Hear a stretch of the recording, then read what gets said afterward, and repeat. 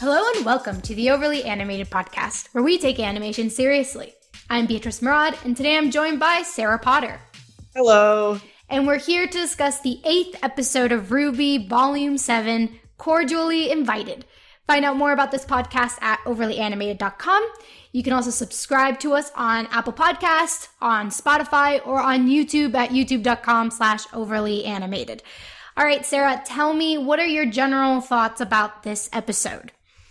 I liked a lot of individual parts of this episode, but I wasn't really into just how slow the plot has been going overall this season. It just feels like nothing's happening, and I'm just ready for stuff to happen. But specifically, I really enjoyed Winter talking to Penny in the hallway. It felt really nice to have that was a conversation that I feel like it's the kind of conversation I feel like we've been asking for. But I was just really surprised we did it with two side characters, not with Team RWBY. It's just really kind of weird. But I liked it, and I loved Weiss talking to her mom. That was a huge surprise for me, in a good way. And I'm just excited about some of the surprising inter-character things we touched on about Jacques, and I want to talk about that too. All right, cool. Yeah, I agree. I think for me, this is kind of the slowest / weakest episode of the ones we've gotten so far in this volume. It kind of the weaknesses of past RWBY volumes have just kind of shown themselves to me in this episode. Just kind of how there are kind of too many characters, and I don't know if they're balanced too well. And while certain interactions I really enjoyed, I still felt like they kind of, I don't know, sometimes I feel like as a show, RWBY is scared of giving us an episode purely on, say, Ironwood and Penny and this meeting. And instead they're like, no, we're going to throw this thing in because we can't have an episode without Team RWBY there, even though they don't do anything. You were going to say something? Yeah, but still at the same time, it feels like they're scared to even have an episode where Team RWBY just sits in a room and talks about the fact that they're all really messed up. What do you do that? Yeah, I know. It's kind of I kind of wish that they would be more, and it's not even with Team RWBY. If it's Team RWBY, I kind of understand since it is a show called RWBY, but it's we don't need John, Nora, and Ren here. We don't need them necessarily here. I mean, not that I minded them in other things. I think they incorporated them better in previous episodes. But in this situation, I just kind of, I don't know, I just was struggling with why they brought so many characters to this party, why they even were having a party. It seemed like it was just a dinner and a party just happening at the same place, but are completely different things. This episode felt like this felt like the first time this season that John, Nora, and Ren really were taking time away from characters I'd rather be seeing. For sure. This scene, why couldn't this be RWBY, Yang, and Blake doing this thing? Because I don't think it changes anything in the story. They literally just said, let's break stuff. And it feels like Weiss, Yang, and RWBY would be Blake, Yang, and RWBY would be all in on breaking Weiss's abusive dad stuff. It feels like they'd be all in on that. Yeah. While I'm all for Nora, maniacally laughing and wanting to cause havoc, I also think, I agree, this is just one of those instances where, and it's been rare this season, but still, it's kind of I don't know, me trying to rationalize it, I thought it was the show telling us that Team RWBY is above these shenanigans, that they've grown and matured. But at the same time, I'm but no, RWBY was laughing. Yang wanted to break things, so why couldn't they just do it? This is, again, I could totally see Nora just being Yang instead, carrying a plate of stuff. This is just, that's all it is. Exactly. So I think I really struggled with how they balance characters and which were the characters that were allowed to do things. And I'm also of the opinion that the show really has dropped the ball when it comes to Weiss's family in some sense. Rather, at least the trauma and drama of her family. I just feel they haven't really nailed it. I still don't see Jacques as someone I either fear or should take seriously. I don't know. If they didn't want to give me a nuanced character with Jacques, then I would have least rather them given me a character at least I could be scared of slightly. I'll say that as someone who has probably parents closer to what the show is saying Jacques is, like, obviously my parents are not Jacques. Like, I'm not going to say that, but I've had many experiences that would be described as abusive behavior, and Jacques hits a lot of those notes. I will say that. So I feel it, but also I'm the person close to it. So I don't know if I'm the person that should be like targeted with it. Right. Like you, if you don't feel it, that's a problem. No, I feel his abusive nature. If anything, I think this episode really confirms, especially with there's a line that Willow, Weiss's mom, gives us that kind of confirms to me that a lot of the abusive things that we've seen with him aren't as harsh as what they could be and what they have been in, like, he's been a shield, exactly. Like we haven't really seen just how abusive he could get and how behind closed doors. And I just kind of feel like, I don't know, I feel like especially in volume 4, which was the moment to do it, but they didn't do it. We should have seen it. We should have, by this point, that should have already been established to us. But I feel like the show hasn't really gone that far yet, at least in terms of showing us instead of just telling us. But I do buy that he's abusive for sure. I mean, like, they have been showing it. It's just, I think they're trying to show that Jacques is more emotionally abusive than physically abusive. And the problem with emotional abuse is it's a lot of, like, little moments. There's no, like, big trauma moment. It's a lot of, like, little interactions, like the party that he went to with Weiss, the fundraiser for Beacon. That was riddled with little, like, abusive moments. But it's not this, like, big, like, calling card with a billboard that says, hey, Jacques is an abusive father. And I think that's part of the problem. It's so hard to, like, explain emotional abuse and, like, draw it out for somebody. And this is getting a lot darker and deeper than I really want to go into, but it just doesn't feel like something we could really do justice in a show like RWBY. And that means I don't know if they should have even touched this with RWBY. Yeah. I will say, I do think, given something that Willow does say, I do think that there is physical abuse Yeah, involved, I'm not saying he doesn't. I'm just saying, like, they've shown emotional. You're right. What they've shown us really has been more emotional than anything. But let's start with how the episode starts, which is RWBY, like Team RWBY plus Oscar are just kind of talking about the upcoming dinner, and Weiss kind of, it's been decided that she's the one that's going to go snooping around the house to find out if her suspicions about her father, which is that there's something else happening and is in the works, are right. That's the plan, is that Weiss is going to go off on her own while everyone else is enjoying this party. I really liked as a setup for the episode, because Team RWBY being proactive. Yeah. They're deciding something, they're doing something. This is what I wanted from the show. Even though there's, like, bigger people, like, doing stuff, RWBY's in control here and saying, hey, we're a team, we're going to do this because we can. And Weiss is this, so she can do this. And I like that. Like, they're a team, they're the focus of the episode, even if they're not the focus of this meeting. Yeah, for sure. Whenever we get to see RWBY being a leader, kind of, I always gravitate towards, because it needs to be, I feel like, especially now that she's taken on more of this world, we need to emphasize it more. But yeah, so then we get to the dinner, and basically Ironwood, Clover, Winter, and Penny go to the meeting, and everyone else is just like, all right, you're just going to be on standby. We already mentioned it, but again, I don't understand the party aspect of this dinner. Yeah, I don't know why everyone, like, okay, I don't understand why they all showed up. This felt like there was a misunderstanding between everybody about what was actually happening. Like, Jacques was, like, being, like, passive aggressive, like, I'm having a party for winning, and then they all showed up and he's like, oh, I guess I should actually, like, host a party then, I guess. That's what it felt like to me. Yeah. I mean, I read it as, Jacques is bringing the council and everybody, because I read it as kind of like a PR thing where Jacques is like, all right, I'm inviting all the council and Ironwood, and we're all going to hash this out, and this is what's going to happen. So I was like, okay, I understand that and why you want to have this over dinner. I get that. But I also don't understand the party element. Like, all you need is just them.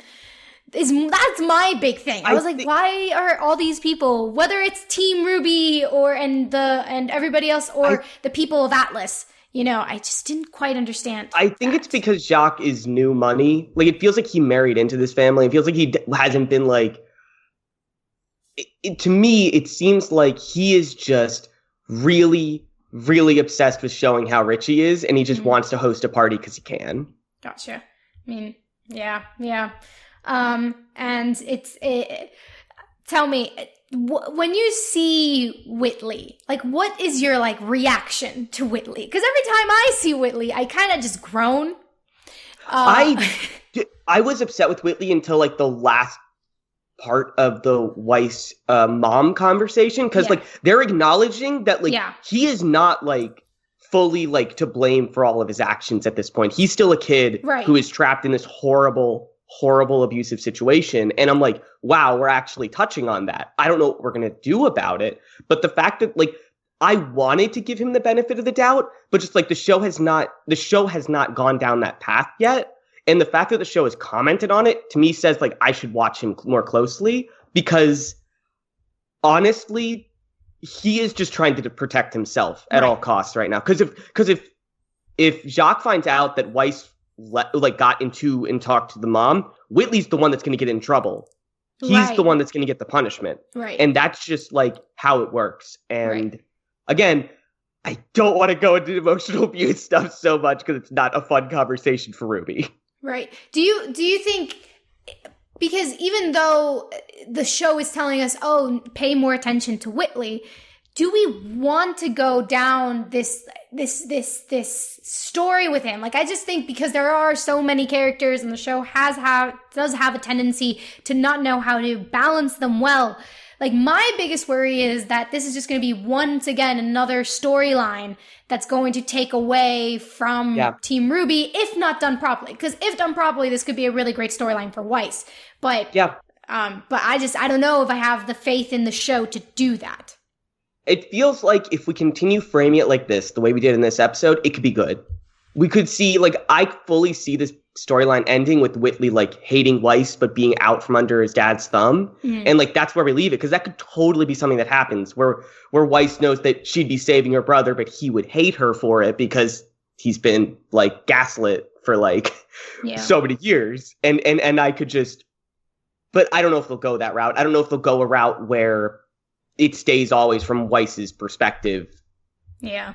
Or at least, but at the very least, Whitley's a character we had already. Like, they're not adding a totally new character. No, yeah. If anything, I'd want to see Whitley interact more with Winter, which is odd, but I mean, because again, it takes away from Weiss, which goes against my entire argument for maybe why we shouldn't have this focus.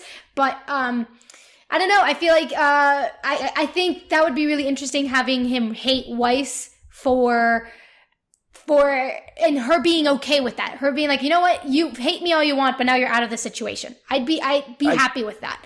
But I also be like, oh, but where is Winter in all this? She's like the older sister. What's going? Like, she must have some sort of. She must miss her brother somewhat. I don't know. That's another thing I'd want to explore. Yeah. I guess I just want more exploration of the Schnee family, I guess. Yeah, I'm just, like, again, I'm worried about, like, just how you show that, because I really, unless, maybe they could show physical abuse, like, maybe that would be an easy way to get it across, but it's just, if it's just emotional abuse, like, it's just, again, going to be hard to, like, point to one event and being like, this is what it does. Oh, like, no, I wasn't talking about the abuse, I was just talking about the relationship between Winter and Whitley. Like, have them together? Like, I'm like, what if, like, where's Winter, like, why don't, I want maybe more interactions with Winter and Whitley, and see, like, okay, well, where do they stand with one another, and, you know, this trio of siblings, like, you know, where do they all end up, I guess, by the end of this? I'm just curious and stuff. I think Winter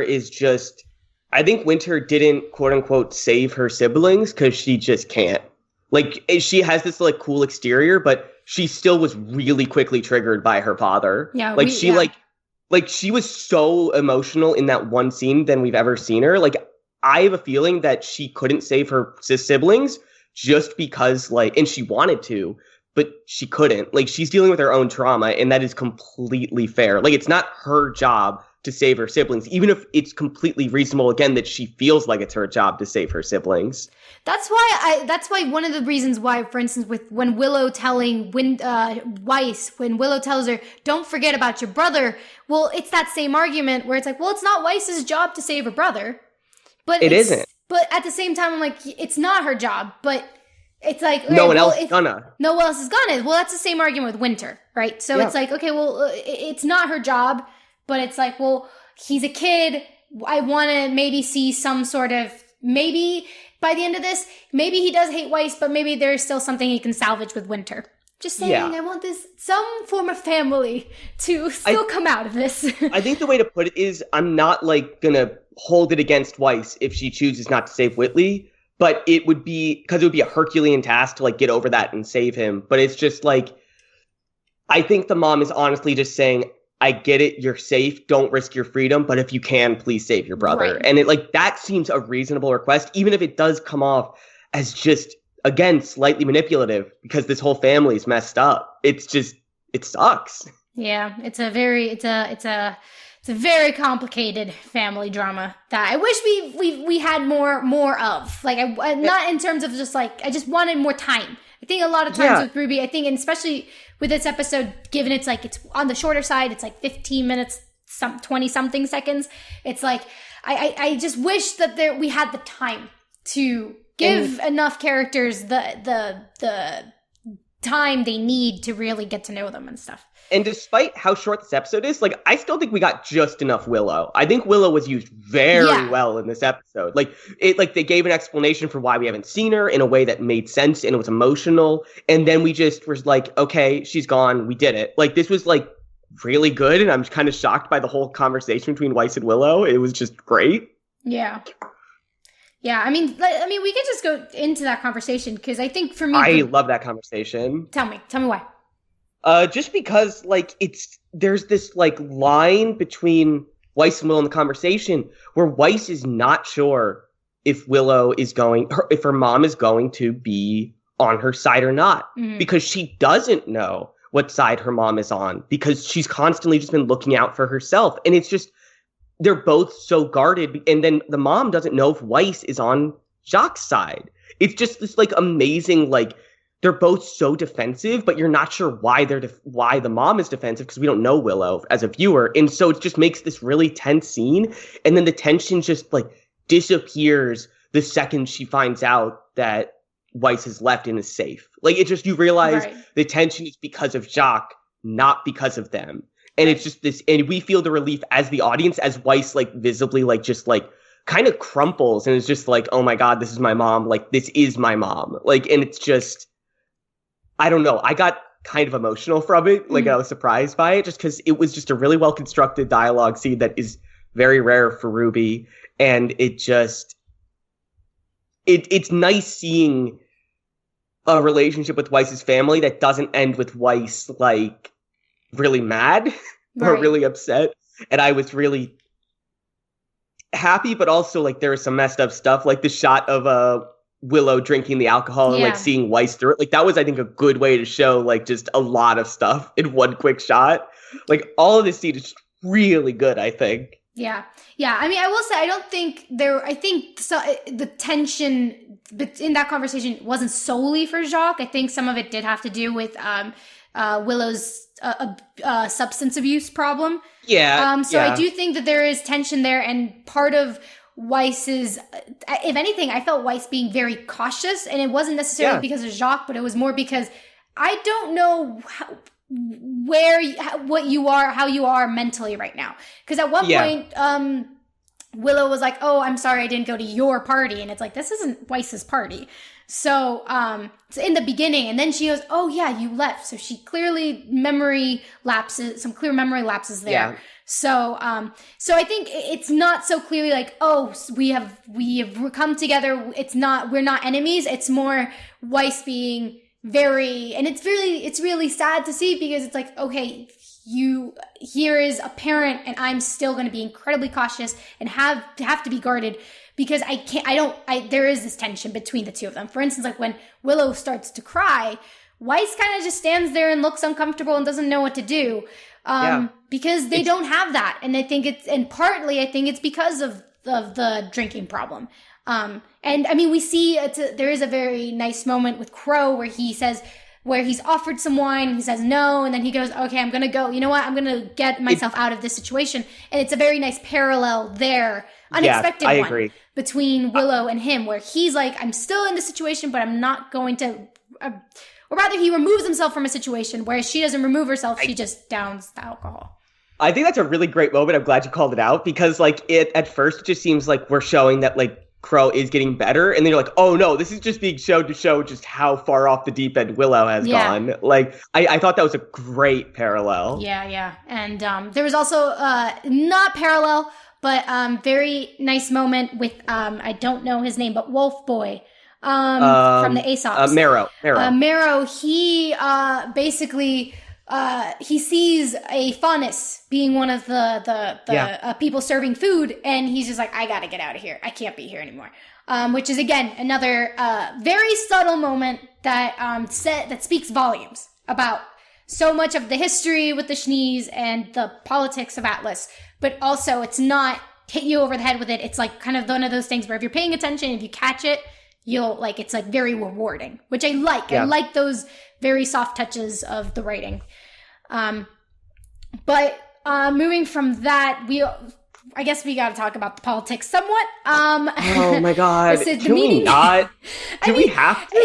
If anything, it's more, I feel like something interesting is, that just kind of to show how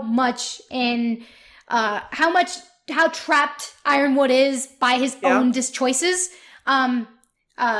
It's just very interesting because you have Jacques actually being, or at least sounding level-headed, where he's like, you haven't told us anything, you haven't earned our trust, you have all these things. And it's like, from an outsider looking in, and this is a moment where you, as an audience, have to remove yourself from everything you know and just look at it from, okay, if you're just a civilian from Atlas, Ironwood does not look good. And it's like, and the fact that Robin was invited to this, that to me also speaks to how Jacques is very much aware of public perception and is like, no, I want to paint myself as a good guy. And look, I'm here to hash things out. I even invited the person that lost to me. And I have the voice of the people, and we're going to, and clearly he's pitting everything on Ironwood.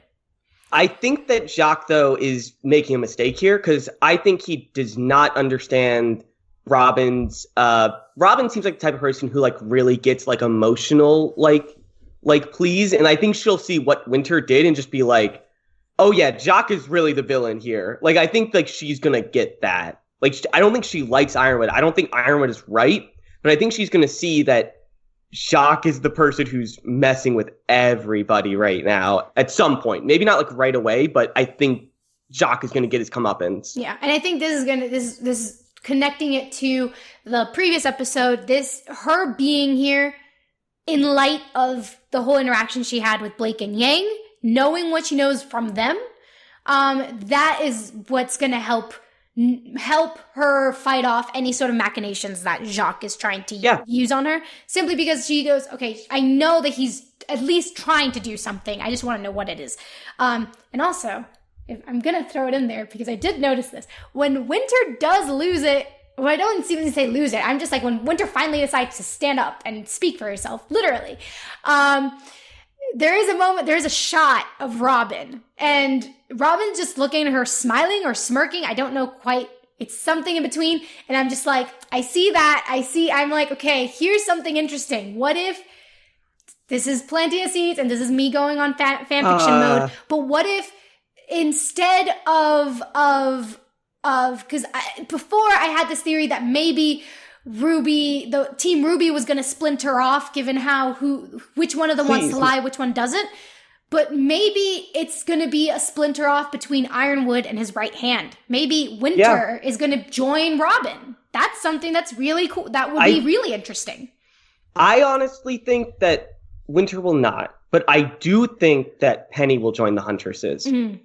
I think she will. I think that will go right in line with like her storyline. I think we can get I think Penny's like a totally different conversation, but it's right after this. So if you want to transition to it, you feel free. I just want to say that Winter, I don't know. I think that she is completely committed to where she is right now in society. Like, she wants to be the person who's shaping things, her own destiny. Mm-hmm. Like, she wants to shape things for herself, and she at least thinks she can do that from where she is. And at the very least, until the Winter Maiden dies, I don't think we're going to see any type of change from her. Do you think the Winter Maiden's going to die this volume? I would have told you yes, like 5 episodes, but we're moving so slow, Beatriz. We are. Like, unless we move, like, there's a chance that, like, the last 4 episodes are just, like, one giant fight. Yeah. Which I kind of hope they are, because I'm kind of done with how slow everything's going. Because if this season is just as slow as, like, season 4, I don't know what I'm going to do. They are very intentionally not... They're being very restrained when it comes to the fights. It feels on purpose. Yeah, exactly. It does feel on purpose. I feel like they're saving all the, like, animation budget for the fights for those final episodes. Because season 4, volume 4 had, like, other reasons for why the fights were lacking. Like, they were, like, doing a full restructuring, and that made sense. This just feels very purposeful. The fights they have are very low-key. No, like, crazy, like, stuff is going on too much. Like, the craziest fight was the one in the mine, and even then it was to show off, like, the Aesops, not Team RWBY. Right. And, like, it's very carefully going, like, hey, fighting isn't really doing much right now. And as a person who likes RWBY, I want some crazy anime fights, Beatriz. I want some stupid, dumb anime fights. And if I am not satisfied, I will be upset. That's, like, 100% fair. And, like, from what the very little fights we've seen, they've been very smooth, and I've been very impressed. Maybe it's because there's been such a lack. I'm excited. They look good from the taste we've gotten. So, and the choreography has been on point for all of them. Like, I'm excited to see what they'll do with, like, a really in-depth fight scene. And it's just, like, even just, like, the Crow, Robin, Tyrion fight in, like, the opening, like, that is incredibly cool animation. Yeah. I'm curious because you say that you think Penny is going to side with RWBY, and then Winter is going to stick by Ironwood's side. Before we get into the Penny Winter stuff, I just want to say RWBY kind of said in the very beginning of that first scene, there's this throwaway line where RWBY says, I think it was mentioned how Jacques is willing to do whatever it takes to win. And then RWBY kind of says, we should too. Like, we should be like this. And that to me is why I think there's going to be a lot more tension among the Team RWBY than we think, because there have been other instances throughout these episodes where RWBY has kind of said things that I don't know if the other girls agree with, and maybe that's going to be a testament to the fact that they still follow her, that they trust her and they trust her leadership. But I don't know. It's interesting. I'm curious. I hope that there is no splintering, but I see certain things being shown. I'm fine with arguments in the group. I just don't want them to actually, like, split apart. Right. Like, as long, like, I'm fine if they, like, have differing opinions on things. Like, obviously that makes good character stuff. But, like, if like Blake and Yang leave because they're, like, doing their own thing, because, like, last episode they just did their own thing, right? I will be kind of concerned for the show, because we did this one time and it really did not work. Granted, I feel like if they're splintering, I mean more like, they're still going to stay in Atlas, so they're all going to be fighting each other. So it's not like it's not going to be Volume 4-esque splintering. But yeah, so let's talk about the I think is the most, I guess, one of, because the other one was the Willow Weiss scene. Yeah. But the other kind of big scene is the Winter Penny scene. Yeah. Which is, again, an interaction between two characters that hasn't been explored that much, but is very interesting to see. Yeah, it's one I was not expecting at all. Like, I was not expecting them to, like, have a rapport like this.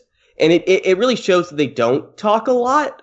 But just the fact, like, just some of the things said between them are just really interesting and kind of say a lot about both of them. Specifically, the line that, like, just really jumps out to me is obviously the one where it starts in Willow. And God, there's all the names. I just keep mixing them up because they're all just so similar. Winter says, you wouldn't get it. And there's this really great shot from Penny's perspective where she looks down at herself, and it's just like, you know what the shot's saying. Right. And what's surprising is Winter catches it. Like that's the surprising thing for me in this scene, that Winter, not just that, like, they do it in the show, it's that they show Winter seeing it. Like, that's like her being that socially intelligent to be like, oh, that was, like, the worst thing I could say to this person to hurt their feelings. Like, I just really like that a lot. But going back to Penny and Happy Huntresses, like, I think that there's still, like, they have not said it out loud, but Penny's still, like, dealing with the fact that she does not think she's real. Doesn't think she's a real person.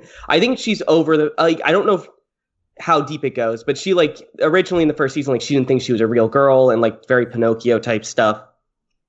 But they're really framing it in a way that's a lot more emotional, a lot more, I think, in line with how people feel about identity today. Because there's just the shot of her, like, looking down in her hands and, like, rubbing her, like, just, like, seeing herself and, like, her hands and stuff. Like, it's just very much indicative of someone who doesn't feel comfortable with their body. Like, she's very, like, it's not that she wants to be real just because she wants to be real. She wants to be real because she feels like her body isn't her own in some way. Like, she feels like it's not valid, like, how she is.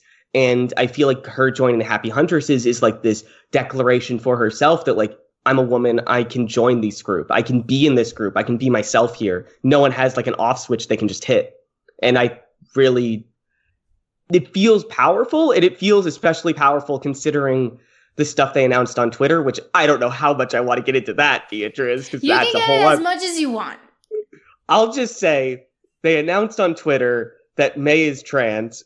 May is the woman I talked about last time I was on, being voiced by Kaden Jensen, a trans woman, and she is great. Like, her character is cute, like, the design is good, and she has a lot of little, like, tics about her design that show, like, transness, like the fact that she has her hair so long that she never cut it ever again, like, it's down to, like, almost her knees or something. Like, that's a very, like, trans girl thing. Like, you don't want to cut it ever again after, like, discarding your male identity or your male performance. And it's just, if that's all we get for that, like, that's not representation. Like, you need to at least say it. Like, I'm not asking you to have, like, a whole story about it, but at least someone commenting that she's trans in show is all you need to do.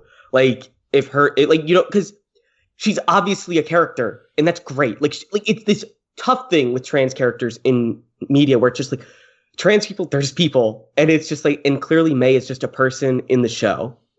But if you never say that they're trans, it's not representation, and it doesn't show that we are just people living among everyone else, doing our own thing. And I think that if there's any storyline that should cross over with May, it should be Penny's.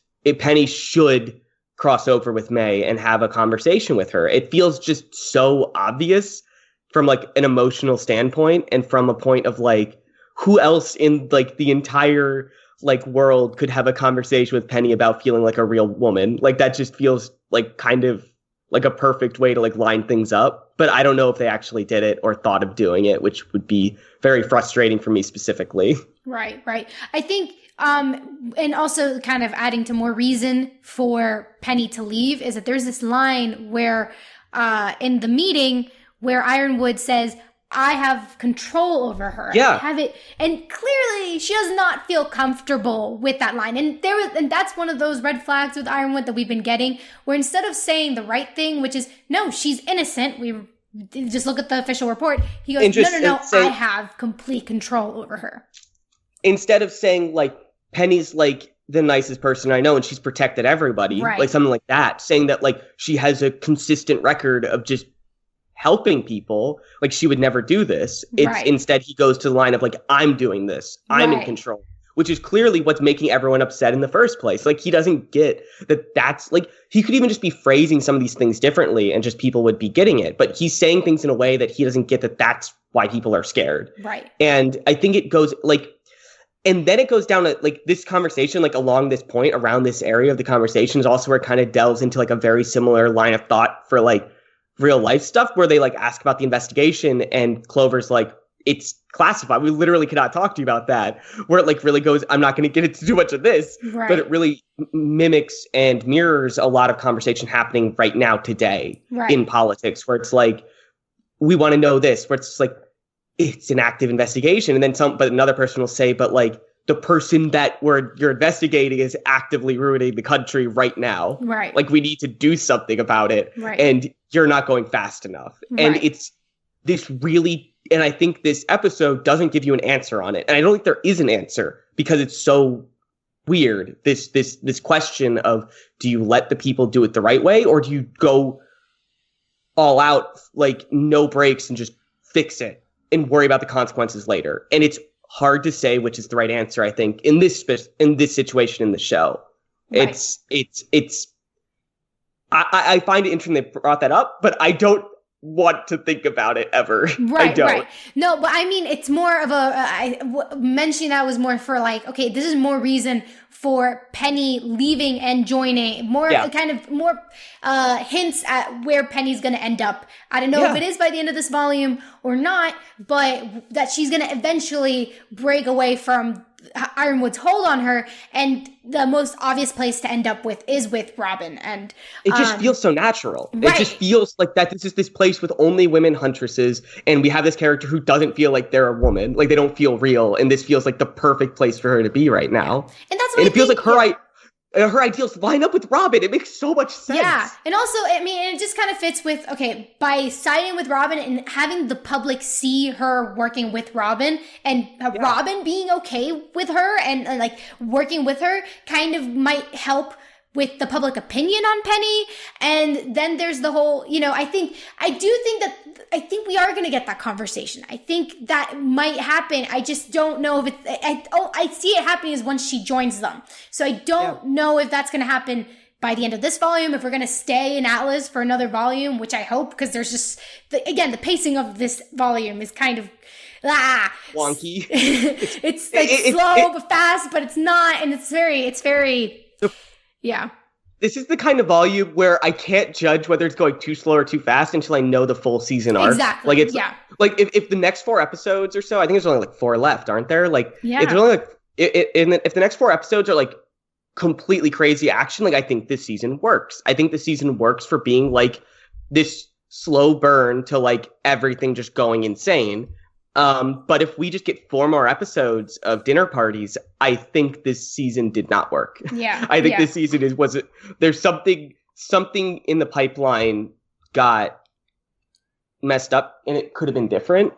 But I don't know. It's hard to say right now from where we are. Like I hate seasons like this where it's like I can't judge how I feel until I know where it's going. Yeah. That's why I really do think RWBY, the best way to watch RWBY is by binging it. It is. It really is. It's just taking it as a whole, like each volume as a whole. I think it's like the best way. But okay, well, then let's talk about where this episode ends, because this is where I don't think we're going to continue for a party because something major happened, which is that Watts once again hacked into Mantle/Atlas and kind of turned off the heating. That's what it looked like. Which to me means that he's now attempting to freeze everybody to death, which we've mentioned before. The show has mentioned, I think in the first or second, third episode, which I think someone mentioned how it was I think it was Weiss mentioning how sometimes it's so cold that you need your aura to stay warm. It's the only way to be able to survive. And regular people don't just have that. Like regular people don't just have this ability to like warm themselves with their aura. Yeah. So I mean, I think this is kind of if this isn't what sends everything, if this isn't kind of the what sparks that match and sets everything to explode, I don't know what, because basically everyone, there's going to be this giant blizzard that won't stop until Watts is stopped. Yeah, and I feel like if we have another, if this better be the last time we see Watts like making Mantle worse. You know what I mean? Like I'm kind of done with Mantle getting worse. Like I just want like everything to finally like just snowball out of control, because it feels like we've been snowballing every episode with no real goal, like no real like obvious like this is the tipping point, which in real life there is no obvious tipping point. Right. But in a show we need to know as the audience, have we hit the tipping point? Because I thought we hit the tipping point like 3 episodes ago, but apparently not. Right. Yeah. And I mean, I think this is going to be the point where where people are going to, it's basically Ironwood's going to have that choice of, am I going to save the people or am I going to set this satellite up into the air? And I don't know. I think he's going to focus on the satellite. He's going to be like, well, F the people. I'm going to send it up in the air. And this is when everyone's going to have, when the lines are going to be divided. I think this will be where Team RWBY strays from him. Yeah. Where he's like, we need to help. We need to do this to help everyone. And then and RWBY's going to be like, but everyone's going to be dead. There's no one to be left to help. Right. Like, and I think that's the point where they're finally just going to drift apart at that. Yeah. And I am honestly happy for that. And like, I'm honestly ready for just everyone to start fighting each other because I just want everyone to start fighting. I want Tyrion to die. I want the Monkey Grim to show up. Like, who even else are they going to fight this season? Like, Tyrion's the only guy that they can fight, right? Or if like Team RWBY fights Aesop's, I guess, but that's it. Yeah, I mean, I only see it as them fighting Watts, Tyrion, and then amongst themselves. Like, that's the only thing I see. I guess it's just like we don't know how like the fights between each other are gonna like hash out. I think this is one of the main problems with RWBY is that we have like 200 hero characters, but only like 4 villains, and we killed one of them already. It's like, what else are we gonna do? Yeah. What else is there left to do? I think we really need, I hate to say it, more characters because after they killed Adam, there's no one left to have fights with.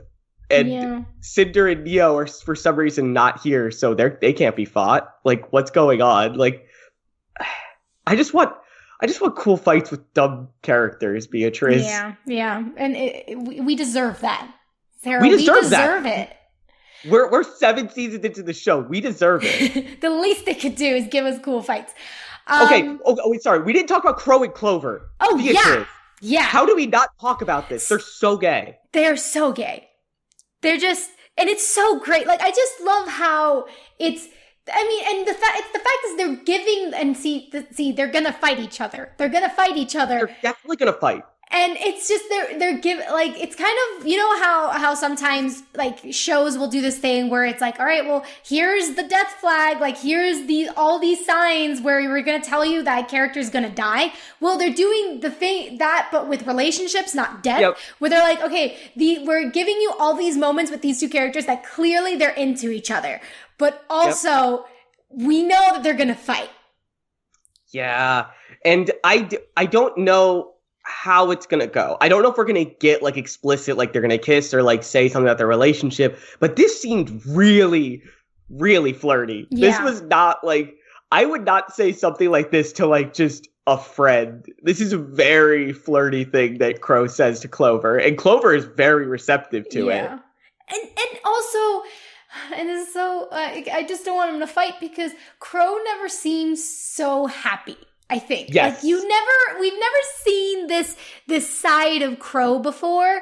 And the fact that he said no to the wine and he's in such a good place and everything's gonna go so bad. And I'm just, God.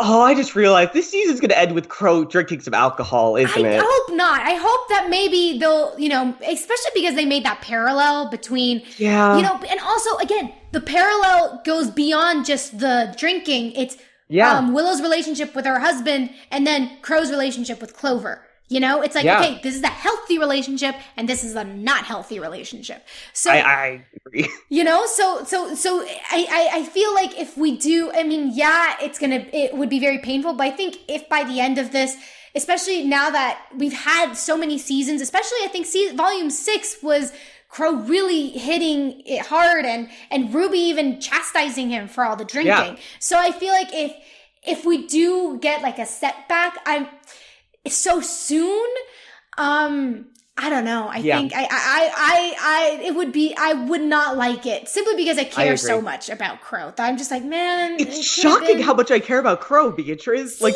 I did not care at all. And now it's just like his character is one of the best in the show now. Because he's happy now. They put the effort into it. They put the effort into his character and it shows. Why can't we put this effort into anyone else? Anyone else that should be good? I don't know. I don't know, but I really do hope that their fight ends with just them either making out or them at the end of the volume just being like, you know what, we're gonna set things aside and we're gonna work together. What if they kiss and then the other dies? No, because I think that's gonna happen. That might happen, but I don't know if it's gonna happen this volume given the pacing of it. I thought we were going to be done with Atlas this season. I'm starting to really think we're not, Beatriz, I don't and think we are. I'm not happy about that personally. I'm kind of upset with that. I feel lied to. I kind of am not angry about it. If we spend more time in Atlas, not because I think they're drag. I think it's because, if anything, this would be like, I want the fights and everything, but say for instance, okay, we get these fights. I want them to stay for the fallout of the fights, if that makes sense. Okay. I want them if that happens, I'm fine with it. I just mean, like, if we don't finish this storyline this season, I'm going to be very upset because like they just do this in RWBY where they like start like 1 million plot lines every season and never end them. And so now we have like 1,000 plot lines that are never ending. Right. I mean, again, I think one of the reasons why Atlas, we're going to stay in Atlas longer, is because maybe they'll finish the satellite storyline this season, but they're not going to finish someone's going to come in to take that staff. Someone that was presented to us. That could be Cinder. Exactly, but I don't think we're going to see Cinder this season. That's why I'm like, maybe they're going to have some of the storylines are going to be closed this season, but I think they're going to stay in Atlas until Cinder gets there, and I think that's going to be the next volume, possibly. Okay. I mean, that could happen. Like the way I'm seeing the show is like, we're here in Atlas. We need to go to the other school. I forget the country. Like, we need to go to the other school. Vacuo, yes. And then after that, like, we have to circle back to Beacon. Like, Beacon obviously is going to be where they're going to end up. They need to get back there to get the last relic, even though it's ruins right now. Yeah. And that feels like the perfect, like, return to Hogwarts type, like, final battle type thing. Yeah. And I don't know how much we can drag out of Atlas, because we've really hammered home that this area is one city and nothing else, and we've spent all season exploring all of it. Like, if we had spent more of the season like on more smaller chunks of it and slowly doled out more of the city, I think it would make sense.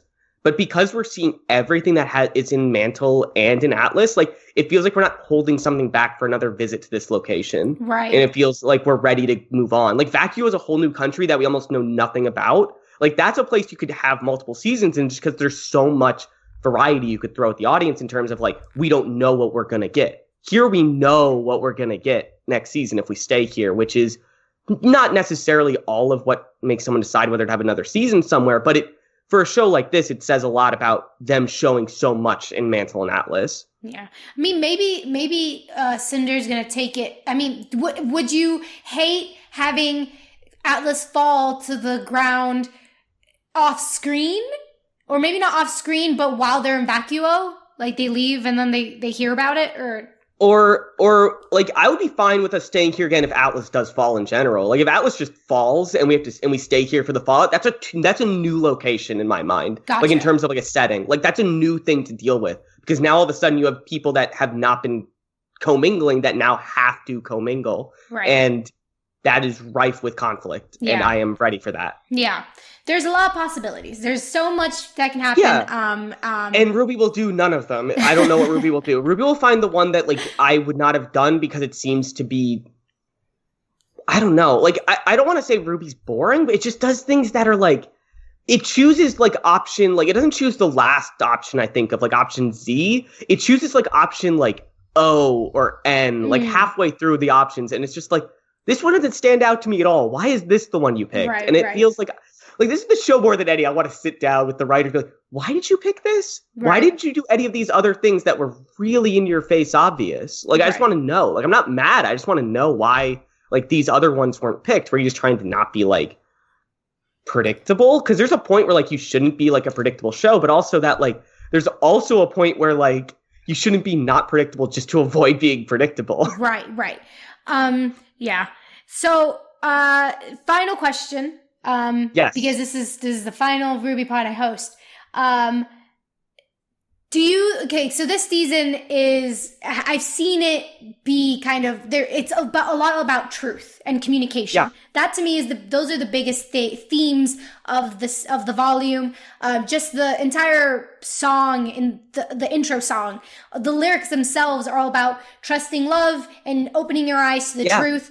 Very Steven Universe. So do you think, because it's not clear to us if Yang told people about the Spring Maiden, do Do you think that's one of the revelations we see if the show possibly concludes if we actually get a good closure of the volume? Is this something that is a lie that we're going to see unraveled this season, given how the themes are truth and communication? Or is this something that's for a later date? Oh, you think specifically that Yang didn't tell them about Raven? Exactly. I just don't know. I don't know if Yang told, because Yang did lie to him saying, oh, like Raven had been gone by the time I found it. But I don't know if Yang told him that Raven is the Spring Maiden. Yeah, I don't know. I didn't think of that. I think some people do know. I think personally that Crow knows. That feels like something, because Raven's his sister. Right. So I don't know if that's information that Yang can hide from the team. But it would be... I'm more interested if Yang and Blake are hiding the fact that they told Robin stuff. Mm. Yeah, I'm interested in that. And I'm interested to see whether... I'm just interested to see, like, what conversations we have this season. Because there's definitely, like, a couple... I'm interested to see who else Robin uses her semblance on. Like, yeah, that seems like it's going to be an important moment in the show. Like, Robin is going to, like... You know what? We're going to have a scene with Robin and Penny, and Robin's going to point blank ask Penny the question of whether she did it. And because that just seems like an easy way to solve this problem. Like, Robin has the way to ask Penny, did she do it? And I feel like we have to have that confrontation at some point. Yeah, yeah. Or Robin's going to ask Tyrion if he did it. I just don't see Tyrion like sitting still to get his hand shook. Maybe they have him captured, or maybe Watts, she's gonna ask him, tell me the truth, and then he's gonna lie and she's gonna know. I don't know. Yeah, that would be cool too. There's a lot of things like that. Yeah. I'm just not sure where we're gonna go. But again, I just want to reiterate, this is not representation. I like pumping the brakes on that to anybody who brings that up. This is not rep. I just want to say that again because I just want to make sure I'm very clear that I am upset about this. Yeah. I didn't go into depth on it. It's not rep, and it makes me upset that this is all we get.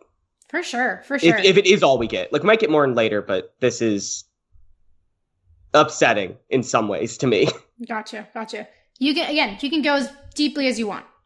I just don't want to say it until I know what the full season is. Gotcha. Like, I don't want to go... Like, if we end the season, this is it, I will go deep on this with how upset I am and why I'm upset. But until then, I will